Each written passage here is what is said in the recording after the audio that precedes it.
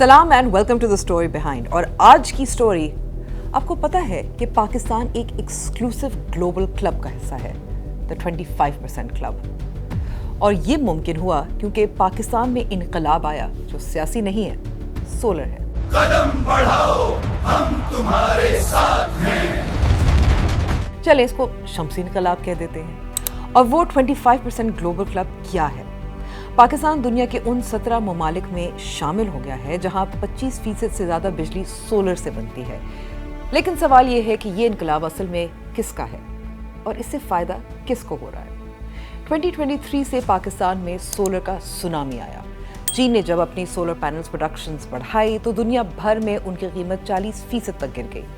Pakistani importers ने मौका देखा और पैनल्स इतनी तेज़ी से इंपोर्ट हुए कि हर गली, हर मोहल्ले में सोलर लगाना शुरू हुआ। इसे डेमोक्रेटाइजेशन ऑफ सोलर कहा जाता है क्योंकि ये हुकूमत का प्रोजेक्ट नहीं था और लोगों ने खुद फैसला किया, बिजली अपनी, कंट्रोल भी अपना। इसकी एक वजह गर्मी के दिनों में इजाफा भी है एक रिपोर्ट के मुताबिक, और जीरो नेट मीटरिंग भी है जो 2015 में पाकिस्तान में इंट्रोड्यूस हुई। सोलर पैनल्स पर टैक्सेस भी कम किए गए। तो जीरो नेट मीटरिंग क्या होता है? ये वो सिस्टम है जहां आप अपने सोलर पैनल से बनाई हुई एक्स्ट्रा बिजली ग्रिड को वापस देते हैं। रात को जब पैनल्स काम नहीं कर रहे होते, आप ग्रिड से बिजली लेते हैं और जो आपने दिया उसे माइनस कर दिया जाता है। अगर आप जितनी बिजली बनाते हैं उतनी ही लेते हैं तो आपका बिल ज़ीरो हो जाता है, यानी कि अंडा। सप्लाई बढ़ने की एक और वजह यह है कि सस्ते और बेहतर पैनल्स बन रहे हैं और बैटरीज भी, क्योंकि ये कहानी सिर्फ हमारी नहीं है। चाइना के पास सोलर पैनल्स का इतना ज़्यादा स्टॉक था कि उन्होंने सस्ती कीमतों पर पूरी दुनिया में डंप करना शुरू कर दिया। पाकिस्तान जैसे मुल्कों के लिए ये मौका भी है और मुश्किल भी, क्योंकि हमारी ग्रिड, हमारा निज़ाम इन सोलर पैनल्स के पेस के साथ चल नहीं रहा। रियासत की दी गई बिजली में हर साल कमी देखी जा रही है, चाहे आम सारिफ हो, सनत के लिए हो या ज़राअत के शोबे के लिए हो। इसका मतलब कि इंपोर्टेड फ्यूल्स पर डिपेंडेंसी कम हो जाती है। कुछ एनालिस्ट्स इसको पाकिस्तान की एनर्जी सॉवरेनिटी का मूवमेंट भी कहते हैं। लेकिन दूसरी तरफ एक मसला है, पाकिस्तान के पास पुराने टेक और पे कॉन्ट्रैक्ट्स हैं। मतलब अगर कोल या गैस पावर प्लांट की बिजली इस्तेमाल ना भी करो तो भी हुकूमत को हर साल कैपेसिटी पेमेंट्स देने पड़ते हैं। जुलाई से सितंबर 2025 के दरमियान पाकिस्तान का सर्कुलर डेट 79 बिलियन रुपए बढ़ गया। आसान अल्फाज में, बिजली के निज़ाम पर जो पैसा खर्च हो रहा है वो हुकूमत, पावर प्रोड्यूसर्स और ग्रिड में फंस गया है। रिजल्ट, ग्रिड पर रहने वालों के बिल्स और बढ़ गए। तो इस सोलर इनकलाब का फ़ायदा किसको है और नुकसान किसको? सुनते हैं इकोनॉमिस्ट अमार खान से। फ़ायदा आवाम को हो रहा है। जो सोलर लगा सकते हैं, जिनकी छत है वो सोलर पे ख़र्चा कर सकते हैं, चाहे एक पैनल ही क्यों ना हो, फ़ायदा उन सबका हो रहा है। इनफैक्ट हर किस्म के घराने का, चाहे वो किसी भी इकोनॉमिक स्टेटस से हो, बिलोंग करता हो, उसका फ़ायदा हो रहा है। बहुत से घराने जहाँ पे कभी बिजली थी ही नहीं, वो उनका बिजली है, तो उस लेवल का ही फ़ायदा है। फ़ायदा हर उस शख्स का है, हर उस घराने का है जिसके पास एक छत मौजूद है और वो एक पैनल छत पर लगा सकता है अपनी। लेकिन नुकसान उन सब का हो रहा है जिनके पास छत नहीं है और वो पैनल नहीं लगा सकते, तो उनका नुकसान। किराए के घर पे रह रहे हैं, जो अपार्टमेंट्स में रह रहे हैं, नहीं लगा सकते। बेसिकली जो शहरों में रह रहे हैं, जो डेंसली पॉपुलेटेड इलाके हैं, जो शहरों में रह रहे हैं, उनका ज़्यादा नुकसान हो रहा है।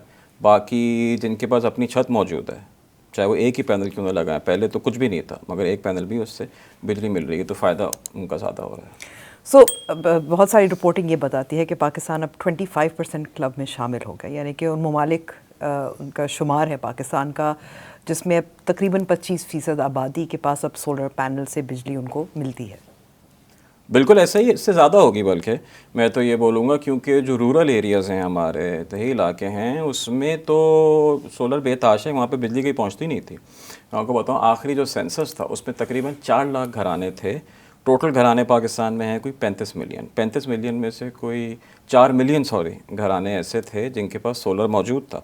12-15% तो वो ऑलरेडी ही था, ये आज से 2-3 साल पहले की बात है। अब ये 25 से भी ज़्यादा ये क्रॉस कर चुका होगा। तो ये तो मतलब ये है, और ये चीज़ आगे फैलती ही जाएगी, कम नहीं होगी। लेकिन ये क्या इनकलाब मुमकिन था अगर चीन सस्ते चीनी पैनल हमारे पास मुयसर ना होते? बेसिकली इनकलाब मुमकिन इसलिए हुआ है क्योंकि चाइना ने जो प्रोडक्शन थी वो बहुत तेज़ी से बढ़ाई, बहुत ज़्यादा बढ़ाई। जब प्रोडक्शन बहुत ज़्यादा बढ़ी पोस्ट कोविड, तो उससे पैनल की कीमत जो है वो सस्ती होगी। जब वो सस्ती होगी तो वो अफोर्डेबिलिटी जो है उसकी बेतहाशा बढ़ गई।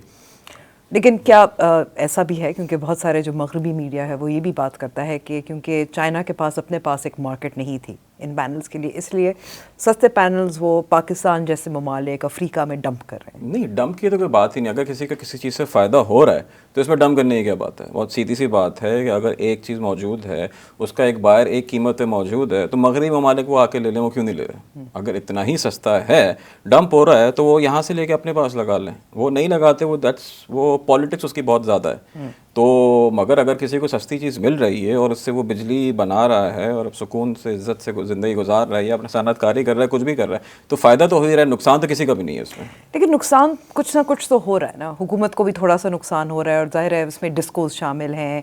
हम ये भी कह सकते हैं कि जो लोग नहीं लगा सकते, जैसे आपने कहा शहरों में, डेंसली पॉपुलेटेड इलाकों में जिनके पास अपनी छत नहीं है, उनको फिर जो कैपेसिटी पेमेंट्स है उसके लिए ज़्यादा उनको जाहिर है बिजली के बिल अदा फिर करने पड़ रहे हैं। हुकूमत का जो है ना ये पॉलिसी फेलियर है। इस चीज़ को एक नुकसान को आप फ़ायदे में भी बदल सकते हैं। ये सिर्फ और सिर्फ पॉलिसी फेलियर है। अगर आप ये एक्सपेक्ट करो कि जी आज से एक एग्जांपल लेते हैं, 2015 में तकरीबन अगर कोई भी आप सनत लगा रहे थे, कुछ करते थे, 100% आप बिजली जो है वो ग्रिड से लेते थे।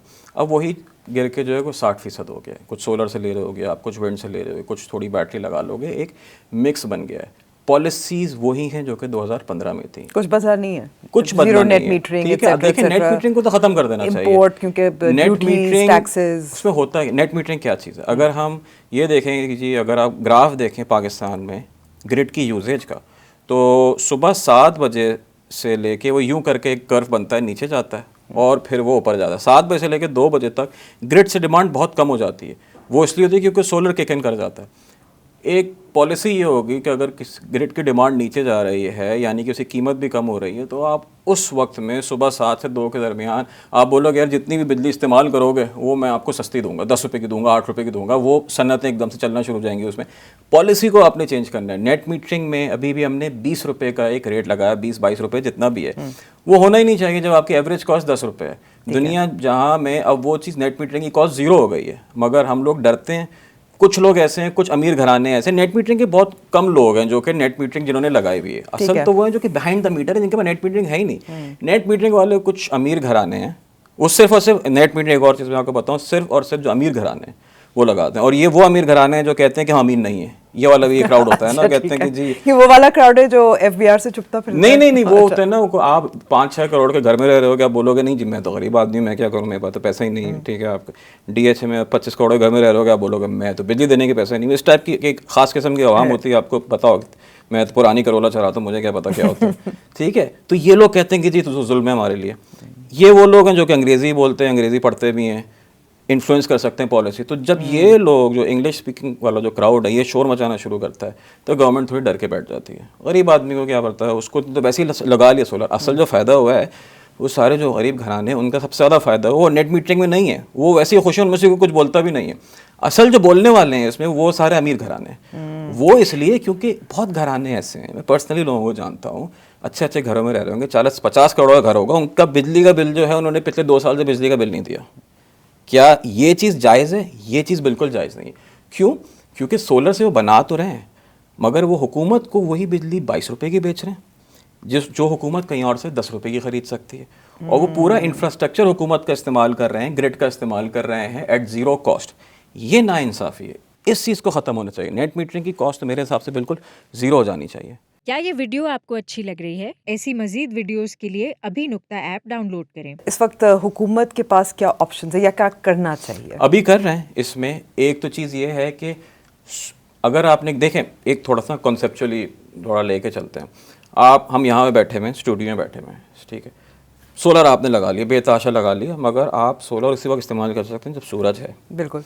सुबह 7 बजे से 2 बजे तक बारिश होगी तो भी नहीं कर पाएंगे, आंधी आगे नहीं कर पाएंगे, बादल आगे नहीं कर पाएंगे। ठीक है, तो आप ऐसे तो नहीं कर सकते ना कि चलो आज सूरज नहीं, हम स्टूडियो में काम नहीं करते।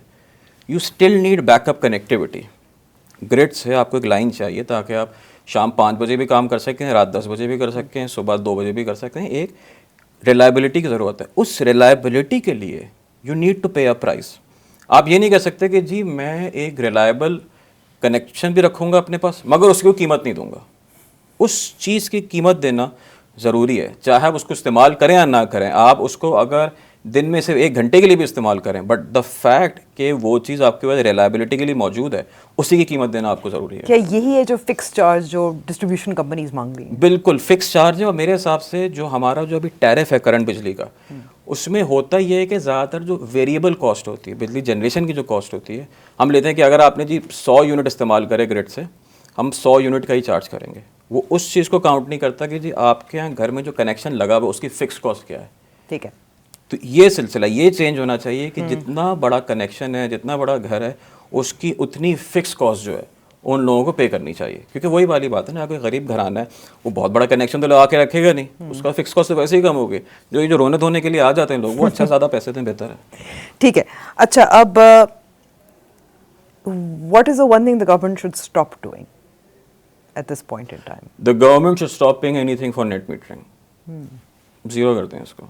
ठीक है। There will be chaos, there will be people who would be cry, महीने 2 महीने बाद खुद ही सही हो जाते हैं। Because the only people who are affected here are the richer households. It's as simple as that. हो ये रहा है अब कि जो हाउस होल्ड पहले 700 यूनिट से ज़्यादा कंज्यूम करते थे, वो 100-200 पे आ गए, वो प्रोटेक्टेड हाउस होल्ड हो रहे हैं, उनको सब्सिडी जा रही है। अब ये हुकूमत की भी नाअहली है कि उल्टा उनको सब्सिडी जा रही है। Explain this to me again now, because मुझे पता है कि 200 यूनिट तक जो है प्रोटेक्टेड कंज्यूमर होते हैं, उनको प्रोटेक्टेड बोलते हैं, उनका रेट बहुत कम होता है। ठीक है, बिकॉज आप ग्रिड से कुछ कंज्यूम ही नहीं कर रहे, ऑटोमेटिकली आपकी कंजम्पशन जो है वो 100 यूनिट है, किसी में ही 50 है, तो द सिस्टम थिंक्स कि ये जो 50 यूनिट वाला है तो गरीब आदमी है। ठीक है। So this needs to change the whole tariff जो हमारा सेट हुआ हुआ है, ये पिछली सदी के हिसाब से सेट हुआ हुआ है। It needs to be more forward looking कि जो नई टेक्नोलॉजी मॉनिटर कैसे करेंगे कि ये वाकई जो 100 यूनिट जो इस्तेमाल कर रहे हैं ये वाकई डिजर्विंग है या नहीं है? हाउ डू यू देखिए, बहुत सीधा हिसाब है। We have got the BISP की रजिस्ट्री हमारे पास मौजूद है। तकरीबन कोई उसमें 8 मिलियन हाउस होल्ड है, रफली बता रहा हूँ मैं, 8 मिलियन हाउस होल्ड जो कि आपके रजिस्ट्री मौजूद है। उसमें भी डुप्लीकेशन है, there are issues with it, so on and so forth. That's a different story. That is the registry of economic vulnerability का जो इंडेक्स है, जिसको ये बात करते हैं, NECR रजिस्टर जो है, उसके हिसाब से सब्सिडी अगर देनी है आप डायरेक्ट उन्हीं को दें। ठीक है। और अगर आपको पता है, मतलब ये बहुत आसान है मैप करना कि जी आपके पास एक सर्टेन एरिया में, या कराची में IBC बोलते हैं या कहीं और जो है डिवीज़न बोलते हैं, कि फॉर एग्जांपल लाहौर DHA में इतने घर हैं, सब उसमें से काफ़ी हद तक प्रोटेक्टेड यूज़र हैं, वो तो नहीं हो सकते ना। या कराची DHA लेकिन में, अगर मिसाल के तौर पर अगर DHA में देखें, DHA में स्लम एरियाज भी हैं। नहीं, कनेक्शन से तो आपको पता है ना, एक कनेक्शन है जिसका एक सर्टेन CNIC है, ठीक है, उसको आपको पता है इसने इतना टैक्स पे किया है, ऐसे घर पे ये गाड़ी खड़ी हुई, इसके घर का एड्रेस ही है। कनेक्शन जो है वो तो आप इजीली मैप कर सकते हैं कि जी ये मैप है, ये इसकी पिन पॉइंट लोकेशन है, 500 गज का घर है, उसको तो आप कह सकते हो कि खुदा के वास्ते इस पर तो नहीं लो। ठीक है, इसको आप सब्सिडी को आप हाउस के साइज से आप रिस्ट्रिक्ट कर सकते हैं कि जी जो छोटे साइज़ के हाउसेज हैं, 1000 स्क्वायर फुट से कम है, 500 स्क्वायर फुट से कम है, 700 स्क्वायर फुट से कम है, आपको कनेक्शन में आपको पता लग जाता है, वहाँ पे आप ये कर सकते हैं। Anything that goes beyond 1000 square foot उसको क्या खत्म करें। कि ना हमारा आप कह रहे हैं कर सकते हैं, डेटा मौजूद है। नहीं, द डेटा इज देयर, कोई करना चाह रहा है, यानी कोई इसकी तरफ कोई कदम करना भी चाह रहे हैं। अच्छा, सारी चीज़ें मौजूद भी हैं, मगर उसमें होता ही ये है कि the moment you take a decision, आप डिसीजन लेने की कोशिश भी अगर करते हैं तो बहुत सारे वही जो मैंने आपको लोग बोले वो आ जाते हैं कि जी ये तो जुल्म हो रहा है हमारे साथ। ठीक है, वो अंग्रेज़ी अखबार में फिर लिखना शुरू कर देते हैं कि ये तो जुल्म है, फलाना है, धमाका है, तो उसमें फिर ये मसला होता है। And then the government starts getting cold feet. Does the government have cold feet? It does because this net metering तो हम इसको शिफ्ट कैसे कर सकते हैं? Government needs to take a stand on this. ठीक है, मतलब जैसे देखें, नाइंसाफ़ी तो है ना, ये नहीं मगर वो करेंगे। नाइंसाफ़ी तो ये है उन लोगों के साथ जिनके पास सोलर नहीं है, उन एक्चुअल प्रोटेक्टेड यूज़र्स के साथ जिनका सोलर नहीं है और ज़्यादा बिल उनका आ रहा है, उनके साथ तो ये नाइंसाफ़ी है। इस चीज़ को तो ख़त्म करना चाहिए। अब मसला ये है कि जिनके पास पैसा या अपनी छत, वो सोलर लगाकर सिस्टम से निकल रहे हैं, और जिनके पास नहीं है वो ग्रिड पर फंस गए हैं, उनके बिल्स और बढ़ रहे हैं। लम्स की एक स्टडी के मुताबिक 2023 से 24 में पावर कंपनीज का रिकवरी रेशियो 92% से गिरकर 74% रह गया। आपको बताया था कि सर्कुलर डेट भी बढ़ रहा है, और अब डिस्ट्रीब्यूशन कंपनीज कह रही हैं कि उन्हें लॉस हो रहा है, इसलिए वो सोलर यूजर से भी फिक्स चार्जेस लेना चाहते हैं। मतलब अगर आप अपनी छत पर अपना सोलर लगाकर बिजली बनाते हैं तो भी आपको बिल देना पड़ेगा सिस्टम को जिंदा रखने के लिए। तो फिर एक और सवाल है, अगर ये सोलर इनकलाब असल में गरीब तबके का था तो सिस्टम ने एलीट क्लास के हाथ में कैसे दे दिया? एक्सपर्ट्स कहते हैं कि हुकूमत को अब आईपीपी कॉन्ट्रैक्ट्स और कैपेसिटी पेमेंट्स को दोबारा निगोशिएट करना होगा, ग्रिड को फ्लेक्सिबल और स्मार्ट बनाना होगा ताकि सोलर एनर्जी मैनेज हो सके।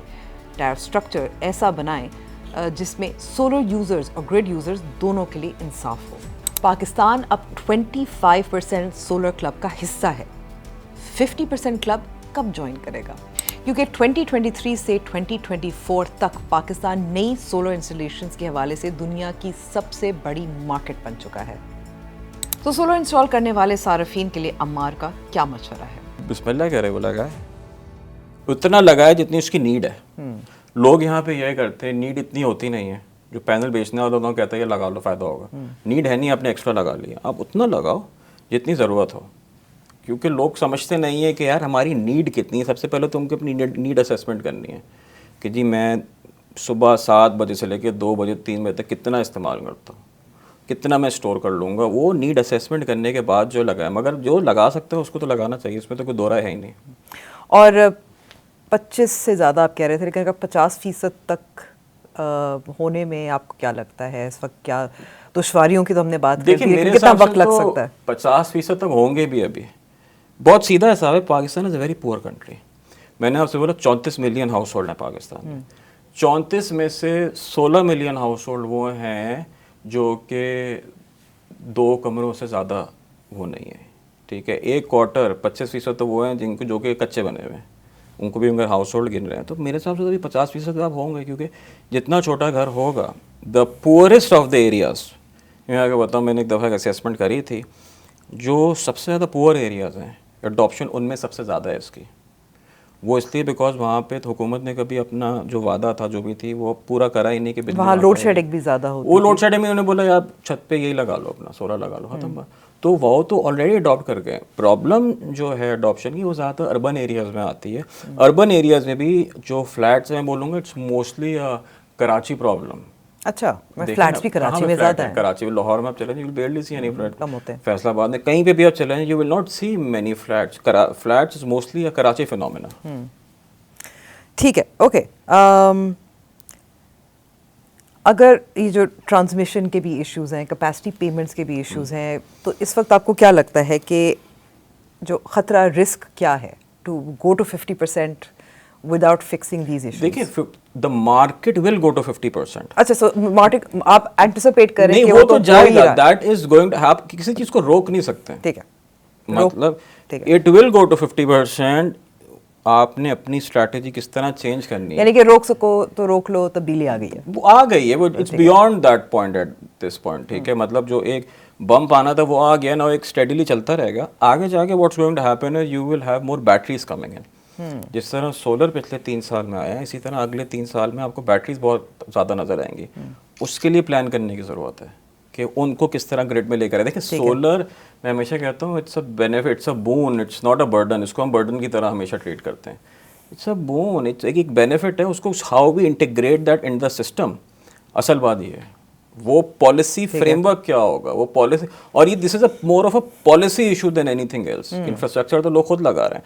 हाँ, कुछ इंफ्रास्ट्रक्चर इन्वेस्टमेंट करनी होगी, जैसे डिस्ट्रीब्यूशन लेवल पे फीडर हो गया, ट्रांसफार्मर्स हो गए, इसमें आपने कुछ करना होगा। मगर the way we look at the business of distribution company, that needs to change. पहले होता था it was a very top down model कि जी एक बड़ा सा कोई एक पावर प्लांट होगा, वो बिजली बनाएगा, वो सबको भेजेगा नीचे और सब उससे थोड़ी थोड़ी इलेक्ट्रॉन ले लेंगे, ठीक है। अब वो नीचे से जनरेट होकर इलेक्ट्रॉन ऊपर भी जा रहे हैं। So the business model has completely flipped in the last 3 years and it's going to flip a few times more जब बैटरीज आ। आपकी क्या राय है? ये सोलर इनकलाब गरीब के लिए रोशनी में अंधेरा है या फ़ायदा अमीर के लिए है? कमेंट्स में ज़रूर बताइएगा।